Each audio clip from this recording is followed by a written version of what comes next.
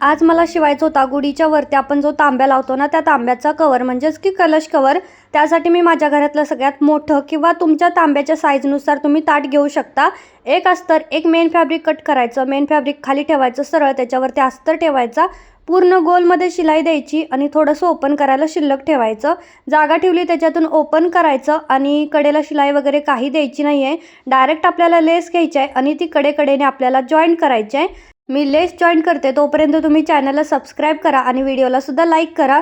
लेस join झाल्यानंतर आतल्या साईडनं म्हणजे उलट्या बाजूने जिकडून अस्तरानं तिकडून तेवढं जेवढ्या रुंदीचं तुमचं इलास्टिक असेल तेवढ्यामध्ये सर्कलला शिलाई करून घ्यायची आणि मग कुठल्या पण एका साईडला छोटंसं होल करायचं कैचीने आणि त्या होलमधून इलास्टिक आतमध्ये टाकायचं, टाईट करून घ्यायचं. गाठ दिलीत किंवा शिलाई केली तरी चालतंय आणि हे तांब्याला लावून घ्यायचं. आणि माझा आज इथं फुल सेट रेडी झालाय. अजूनही तुम्ही ऑर्डर बुक केली नसेल तर लवकर बुक करा, कारण 20च दिवस राहिलाय गुढीपाडवा. चलो बाय.